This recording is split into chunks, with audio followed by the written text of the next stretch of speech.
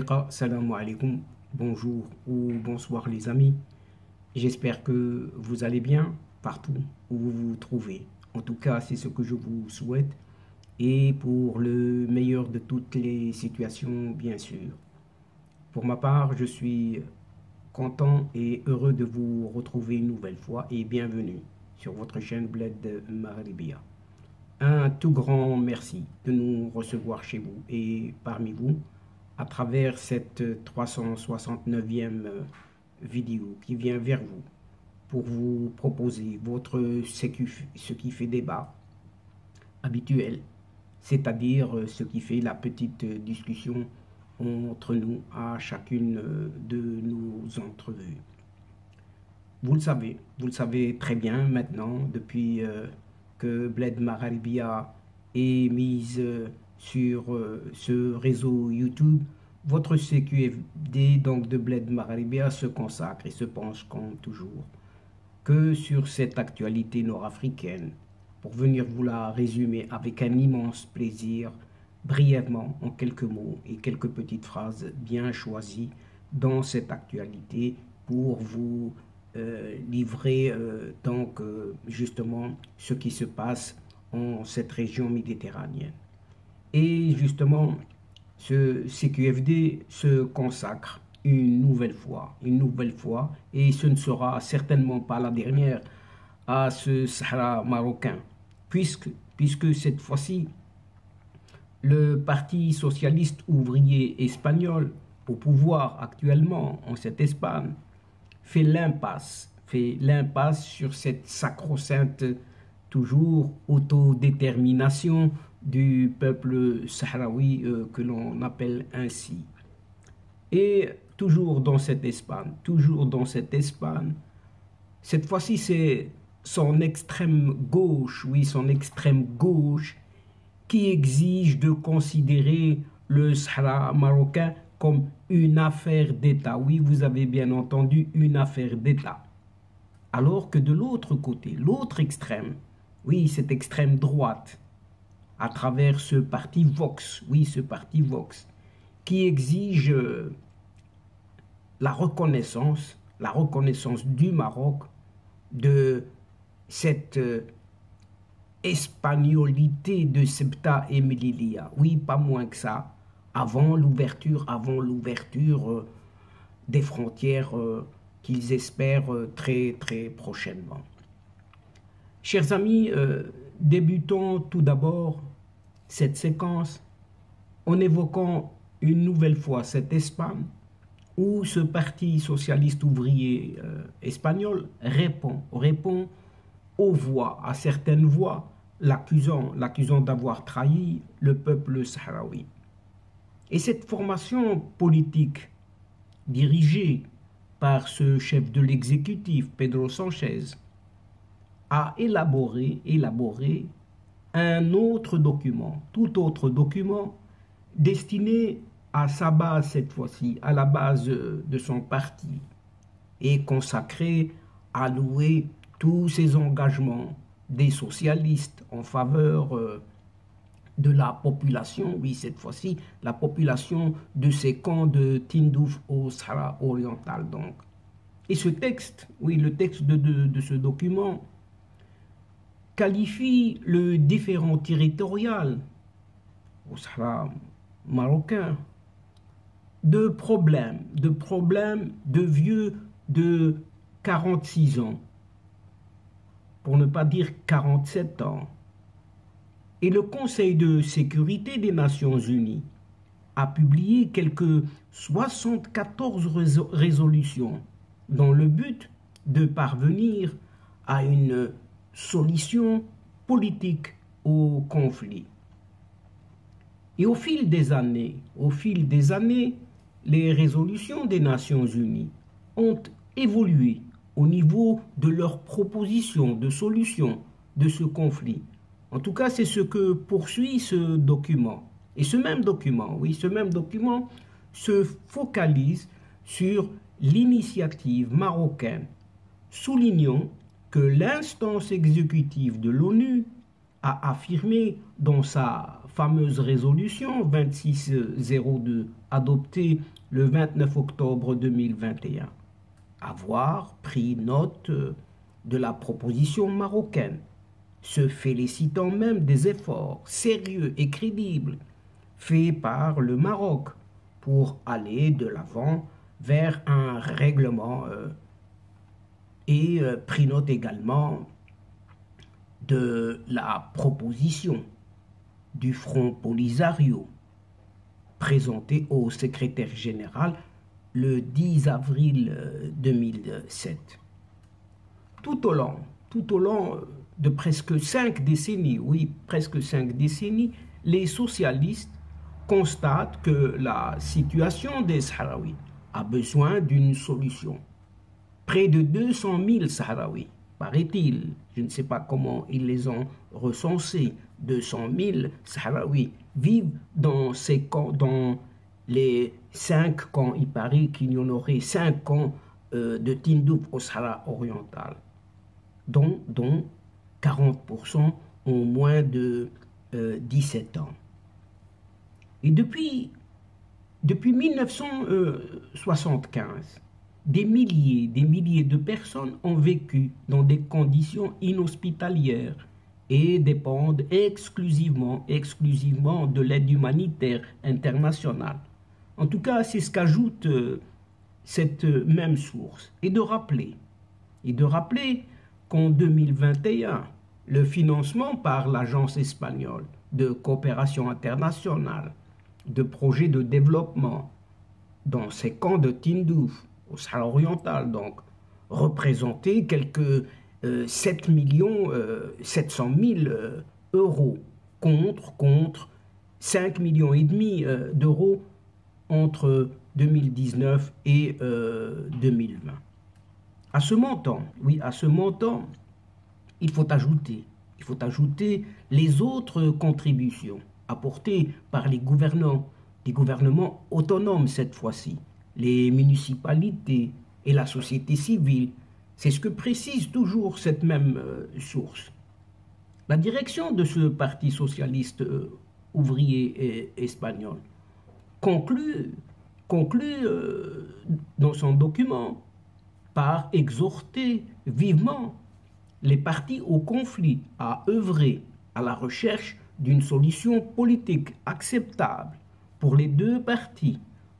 Oublions cette troisième partie prenante qui marraine justement ce Polisario, dans le cadre, toujours donc, solution acceptable dans le cadre des résolutions des Nations Unies, et inviter le gouvernement espagnol à continuer de soutenir les efforts de cet envoyé personnel du secrétaire général des Nations Unies, à savoir ce Stéphane de Mistura.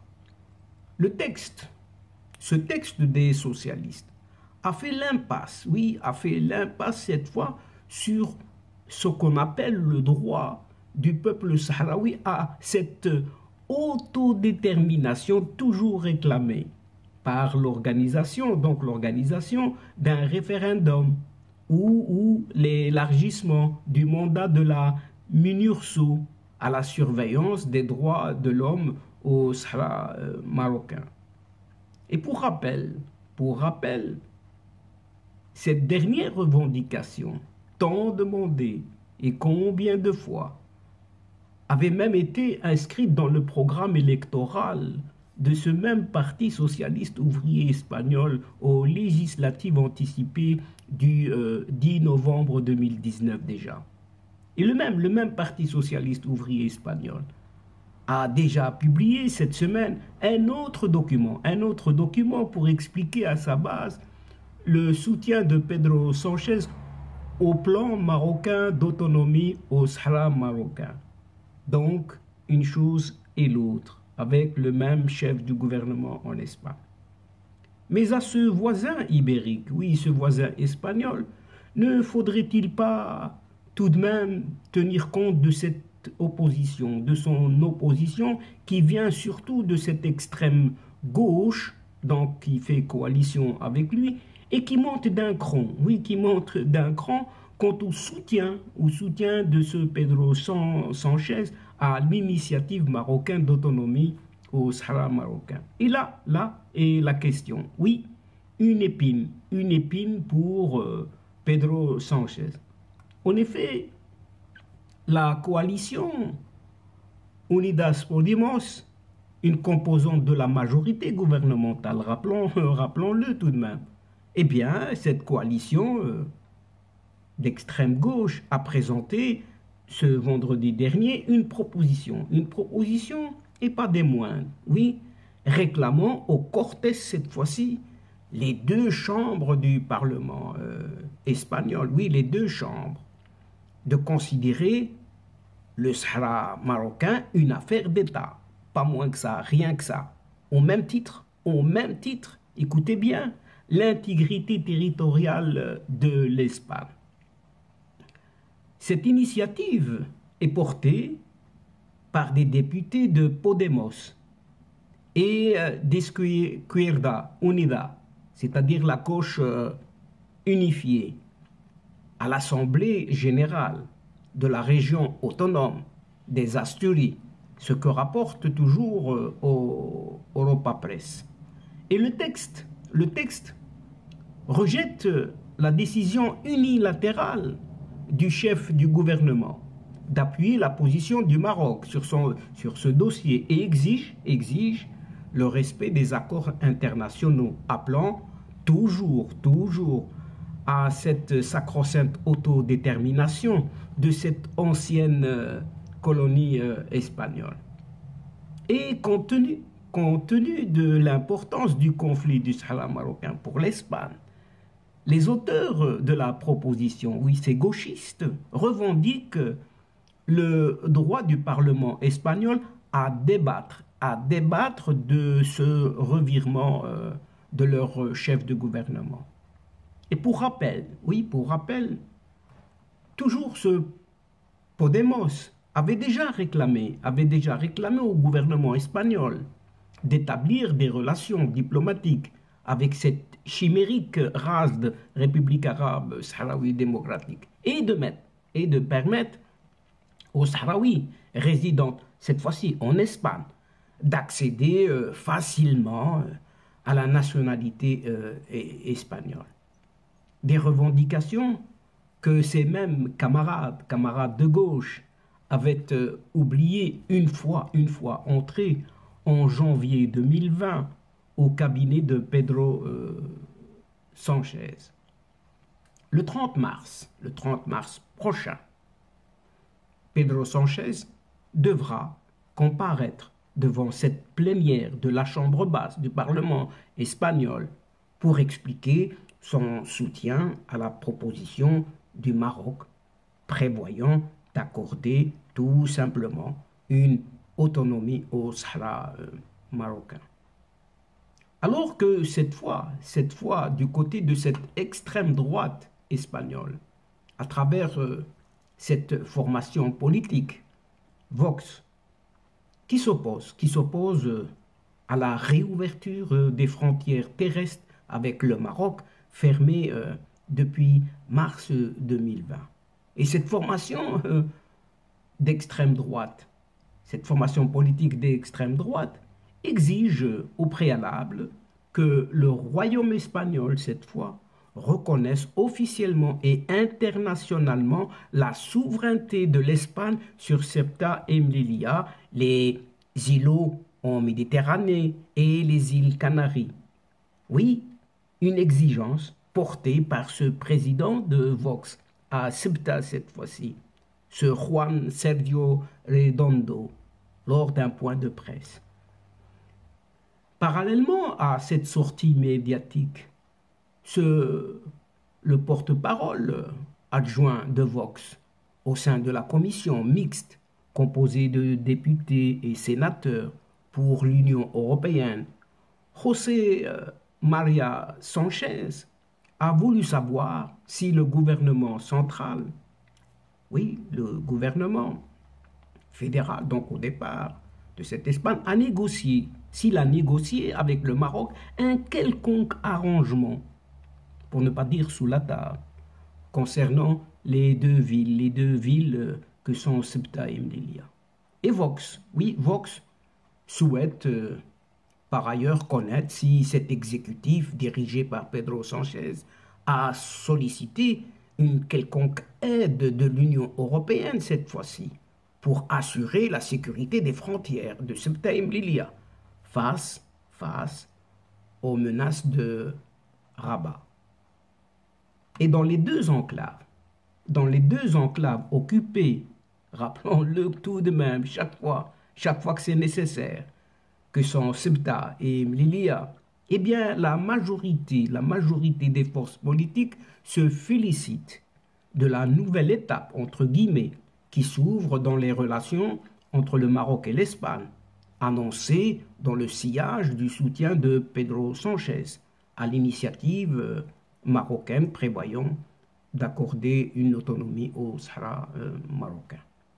Et donc, chers amis et chers adeptes de la chaîne, c'est sur cette soudaine et bizarre coalition entre ces extrêmes de gauche et de droite espagnole qui ne blaire décidément au grand jamais que prend fin cette séquence en prenant congé de vous, mais néanmoins, nous espérons vous retrouver très très bientôt avec un immense plaisir pour vous relater d'autres sujets lors de vos prochaines vidéos de votre CQFD, c'est-à-dire ce qui fait la petite discussion à chacune de nos rencontres. Merci pour votre confiance, pour votre fidélité et votre patience surtout, pour votre participation de nous suivre, de nous écouter jusqu'au bout des séquences qui attendent énormément de vous. Oui, votre soutien, vos encouragements. Mais ne nous oubliez pas de nous aider en vous y abonnant et de faire abonner tous vos proches et vos connaissances, les gens qui sont autour de vous, partout où vous vous trouvez, afin d'être informés rapidement des dernières nouvelles, et ce, en toute primeur, bien sûr. Aussi, chers amis, n'hésitez surtout pas de partager au grand maximum, partout autour de vous, où vous pouvez le faire, vos séquences vidéo de votre chaîne. Pour moi, il ne me reste plus qu'à vous dire au revoir, les amis. L'asdiqa, salam alaikum wa rahmatullah wa barakatuh. À la prochaine fois et à bientôt. Ila liqa fi hissa ukhra, inshallah. Ma'a salama.